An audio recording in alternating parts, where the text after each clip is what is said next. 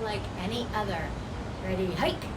And the count starts. 1 Mississippi, 2 Mississippi, until the defender can cross the line and come for my flag.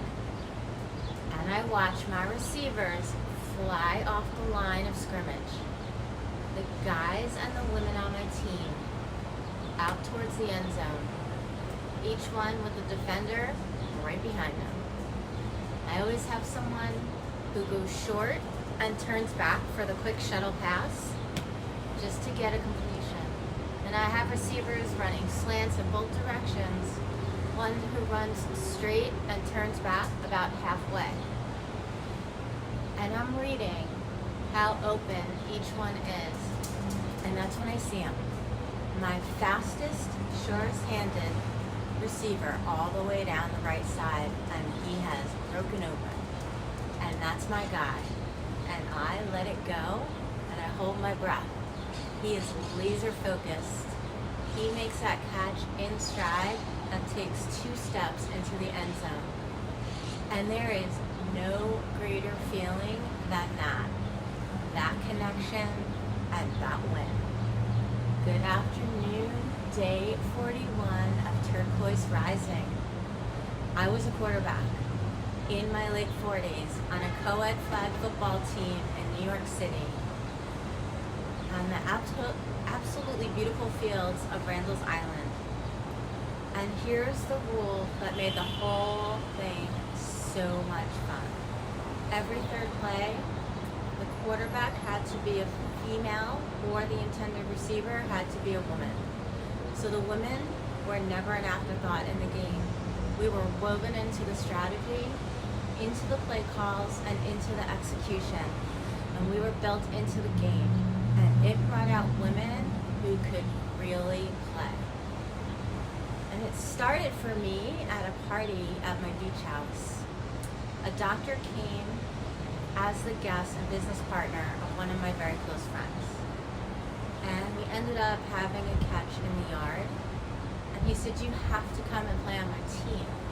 He said, you have to quarterback my team. We need female quarterbacks. And at first, when he asked me that year, it was too far to commit to getting into the city every week. So it just felt like too much. But when my divorce finalized and I moved to Long Island City, I called him and said 2 words: I'm in. And I rarely felt more alive than I did on that field. It was so much fun. And at first I wondered if I still had it.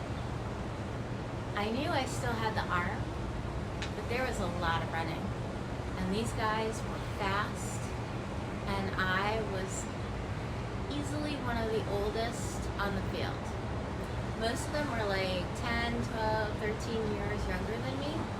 It was a little intimidating. And early in the season, I was just running straight ahead for a simple pass reception, nothing heroic or crazy. And I felt this screaming pain shoot from my hip down to the base of my glute. And I almost saw stars. And I remember thinking, that makes no sense. I was only running in a straight line. And it took weeks for that to heal. But I kept playing, and I refused to go down like that so early in the season. And what that did is get me super honest that I was on that field with people who were insanely fit. And I was older, and I was playing catch up. So I trained harder, but it never once cooled how badly I wanted to be out there competing and leading. This is the feeling when you line up to run a pass play and the defender's covering you, like seriously covering you, and taking you very seriously as a threat, as someone who could make the catch. It feels unbelievable. As a girl, obviously I never got to play football. I always wanted to. I was a soccer player. And here I was on a real formalized team, finally. And the word for all of it is play. There is nothing better. And funny enough, just as I was recording this, I realized something I always believed. Sports teaches leadership. Quarterbacking asks you to lead, to read the whole field in a split second, to weigh every option and the risk on each one, to make the call, and to earn enough trust from your team that they know that you'll put the ball exactly where it needs to be. It's an art, and it's a science, and it's a puzzle coming together in real time. And it's exactly how I like to lead today. Those skills get drilled into you on a field long before you ever walk into a boardroom. Sports, in my opinion, build our future leaders. And that's especially true for girls. It's exactly why we need strong athletic programs for girls to excel. And here's what it changed for me for most of my life. Competing was about winning, about proving myself. And this time, out on that field, I was winning by just showing up. Every single week is such a gift. Something I never would have signed up for on my own. It was handed to me, and I was invited in, and I'm eternally grateful for that. And yes, we were competitive. We had playoffs, we had championship games, but the victory was proving to myself what I'm still capable of. That is a win, and it's pure joy.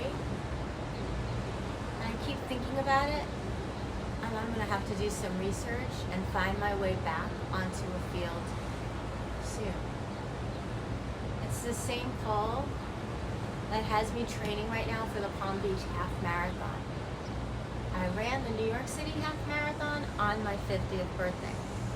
19 degrees at the start line. I was frozen solid. So I know I can do this. This time, I'm just in it to finish. I just want to move. I want to compete again. And I want to enjoy every single mile of the race and training. And I'm going to finish across that line smiling. This is what the game, any game, has always given me. A field, a team, a reason to bring everything I have at 53. And I'm still choosing it. Still lining up, still competing, still playing for the pure love of it, out loud. I'm Kimberly Sheahan, founder of the Turquoise Collective, and this is my Reinvention.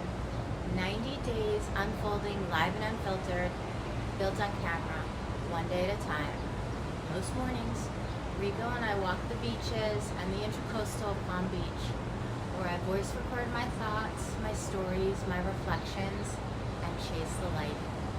I enrich them through my writing. Then from this balcony, I hit record and share it here. This is day 41. If you're in your own reinvention, come and walk with Rico and I. Subscribe below and rise out loud.